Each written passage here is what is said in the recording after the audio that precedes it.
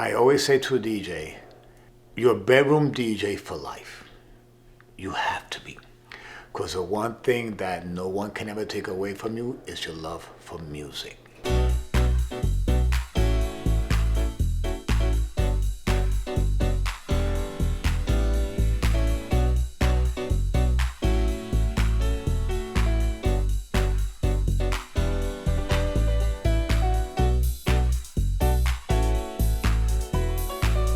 I always loved music from when I was young. There was no DJ culture, and I'm talking about, let's take it to the late 60s. There was no DJ culture. And obviously I was too young to even understand what DJing was. And the DJ culture didn't exist back then. What existed was 7-inch 45s. You heard music on jukeboxes. And then going to your junior high school prom, and then at that time was the first time I saw a DJ with 2 turntables. I just wanted to play. I lived to play. My first party, house party I did a hooky party in high school. Some poor girl, her parents went to work. We bought a sound system. We must have brought like 50, 75 people into an apartment. We took all the furniture out. The DJ booth was in the bedroom, fire escape window open. It was minus whatever the case. It was off the hook. So from 9 to 3 in the afternoon, we did an illegal house party during the day. We called it hooky parties.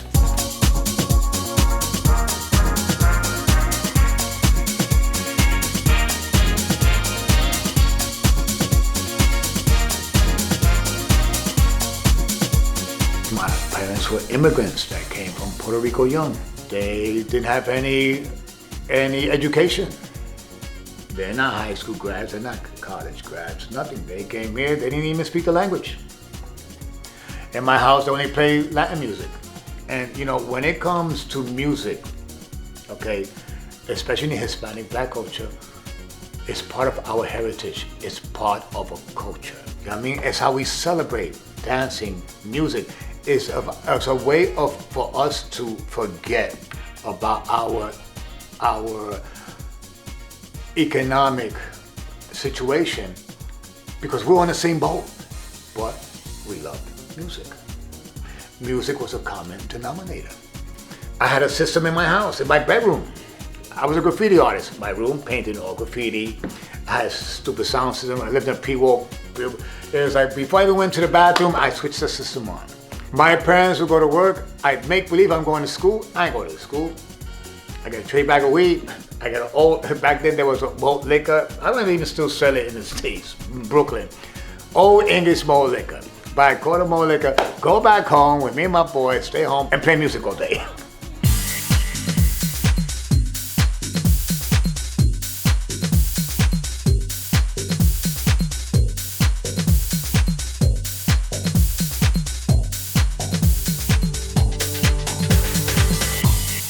For me, when it finally became evident that I could make a real living from this, I started to do parties. I think the first day I played for a girl's birthday party at a club, neighborhood club. And the only people that came were my friends. So then I took that and I approached a person and like the owner of the club and said, I would like to do my own party here. So I used to hire like, let's call them promoters. At that time, they were like hosts, but they were promoters. I would arrange, they would have the door, all the legit stuff. I just wanted a salary. I said, maybe just give me $150. And they were like, don't want to give me the money. But what I started to realize was that whoever I had as a host, everybody was coming for me, for the music. And I realized, I don't need these people. So going from once every couple of months to once a month, not every single week. So here comes, wow, I can make a living. Anyway, so the loft had a lot influenced me musically. I went to Garage on a Friday night as a dancer as well. Again, influenced, you know what I mean, when I was younger. I played in Brooklyn at a place called the Ozone Layer. And that was my first club. And it was my residence. I did it for a few years. Anyway, I was out to play at the Paradise Garage, which I thought was a joke, really. Only because I was 21 years old. I never played in New York. The Garage was the Mecca. where all the celebrities hung out, Grace Jones, Michael Jackson, Mick Jagger, Boy George. But you know, if you were in the community, everybody knew who owned the garage. You know Mike Brody owned the garage. So Mike Brody called me out and said, "Hi, my name is Mike Brody. I own a club called by the garage." I'm like, "Yes. I'd like for you to play in my club." I'm like, "Yeah, right." I was like, it's like who's bullshitting here? You know what I'm saying? It's impossible because there were so many other DJs that deserved to play there before me. Kenny Carpenter, Bruce Forrest, Tony Humphries. Judy Weinstein referred me. Who can you recommend that's off the grid? I mean, she said, I got this kid. I played in 1983, I think it was October 13 and 14. I'll never forget. I played a total of 22 hours that weekend. 11 hours on Friday, 11 hours on Saturday. And after that, I was like the new kid on the block.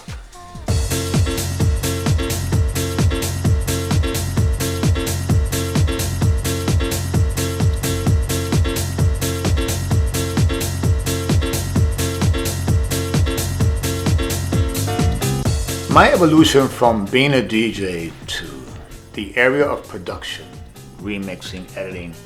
I first started editing.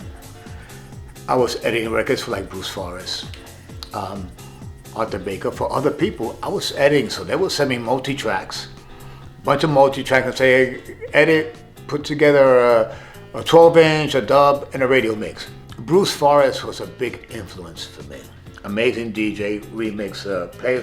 He used to play at a club called Better Days. And he was the first DJ that I ever saw in a DJ booth that had a drum machine, a keyboard, and samplers.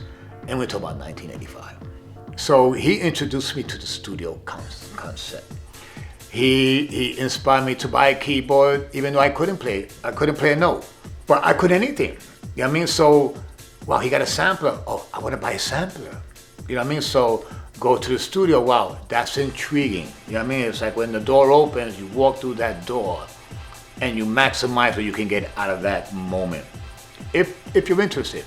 So I remember buying my first drum machines, my watch with the Roland 707, the 727. I had the set. The Alexis HR16. Then it was the Akai S900 sampler, the 909 drum machine. So by 1987, which was really when I got my big break, I mixed a record called Instinctual by Imagination. It was on RCA Records. I had Josh Milan play keyboards. He was 17, 18 years old. For us, we did a great job. It was off key. And when the group, and Arthur Big was like, it's off key. I'm like, I'm not a musician. I have no music theory. What do you mean it's off? I'm like, what do you mean it's off key? Sounds good to me. What do I know?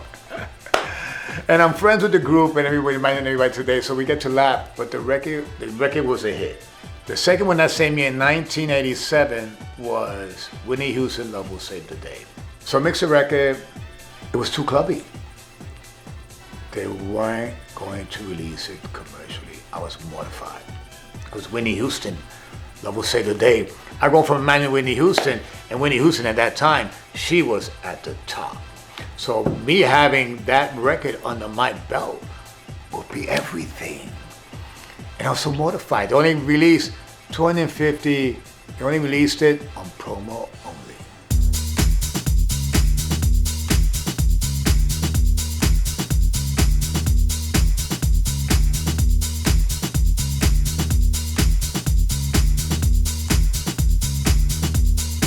Really, I've been privileged to work with the likes of, oh my God, from Mariah Carey to Seal, Donna Summer, Julio Iglesias, Toni Braxton. Aretha Franklin was the most intimidating artist I've ever worked with. I was one of the only remixers at that time that the singer went in and re-sang the record for. It's how I started with Mariah Carey, it's how I did Toni Braxton, it's how I did Seal, even with many artists. She gave me one phrase I'll never forget. She said, less is more and more is less. And I'll never forget that phrase. The best word she said to me was, you're here for a reason. I mean? She said, speak your mind. I worked with Julio Iglesias. It was like another legend. I worked with Vince Montana, and I had to talk, another legend. I told Vince Montana, I bought your records as a teenager, South Soul Orchestra. Never in a million years would I think that Vince Montana would be arranging strings on my record. And it was a Pet Shop Boys record. I produced a Pet Shop Boys, another legendary group. I worked with Earl Young from the Tramps, played drums on my record. Another one, my God, Love Is a Message. All those records on Philly International when I was a pup. And I got Earl Young playing drums on my record.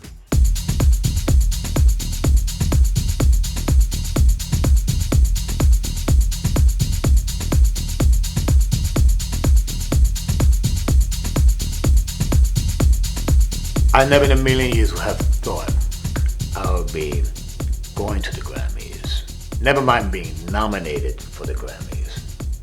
And the first time I got asked to go to the Grammys, it was Mariah Carey. And again, because of a record that I reproduced, Fantasy. I remember being in the third row, in the center, Tommy Mottola, Mariah Carey.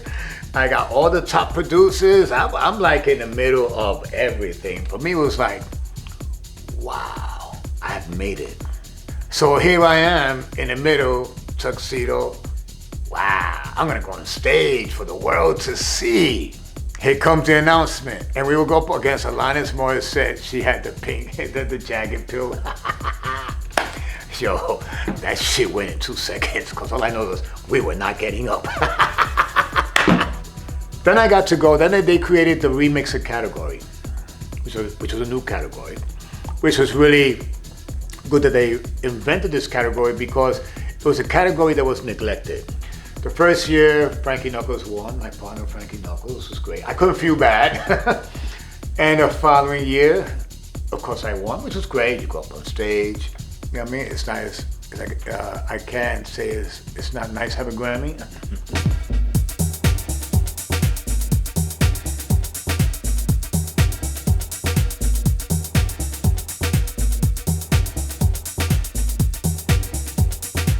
You know, there's been an evolution in this game.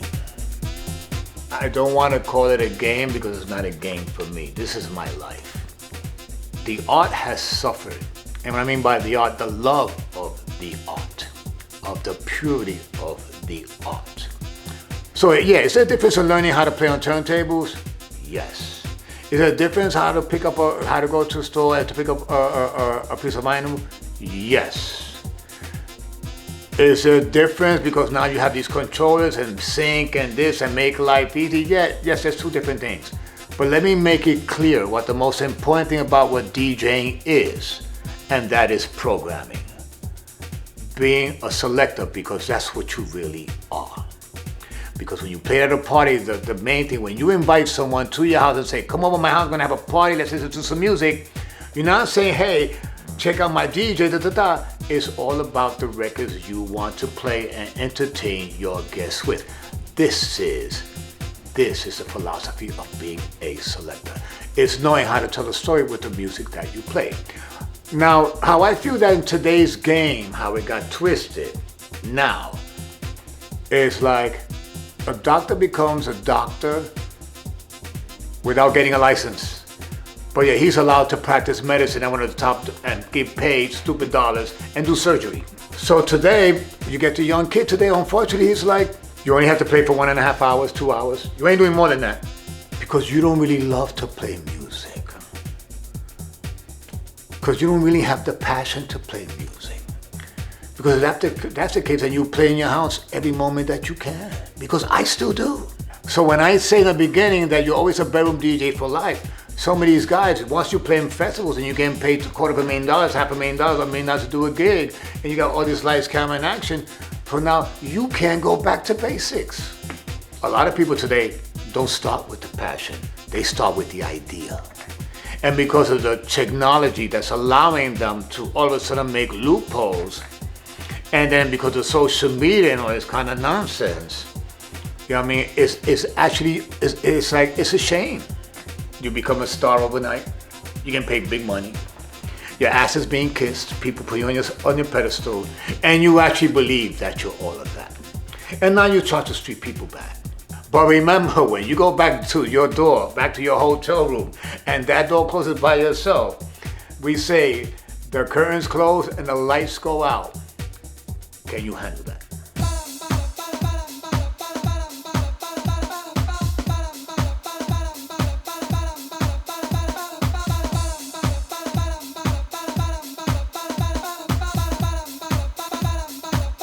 You know, when COVID hit, and I live in Italy, so we were the first country to be slapped. Now, you come from the music DJing, you're shut down. Forget about the economically, your spirit. This is when the streaming started. So I started with Facebook/YouTube. I started with an iPhone. Let me play one in my studio. I'm gonna play some music, it's like, some off the cuff stuff. And with the lockdown, it just gave me time to just really concentrate on making music. For what? You know what I mean? Because what else do I have? Somebody introduced me to Twitch, which was a gaming platform originally. And then so many DJs were already on Twitch doing shows. And I started every Sunday. I've been doing it for 3 years now. What Twitch has allowed me to do is to have a format, a forum for me to communicate with my audience directly. I do it every Sunday. I call it Sunday Mass. I play my new music. I play them the ideas. They hear the evolution of the music, talk about lifestyle, the trips, the game. I have guest DJs from around the world. And I have to tell you, it's the best thing I ever could have done, really. And I say, it took me back to basics. Because really, I played for 5 hours in a room, all by myself, with cameras on me. I got no audience. You know what I mean? In the world, but I feel them. I watch the chat. I swear, I feel like I am in the club. I never would have expected in a million years that'd be 3 years in there. It's not about being relevant. You know what I mean? Even though you need to be relevant to yourself. But I love what I do. I give 100% to what I do. I'm having the best time of my life right now.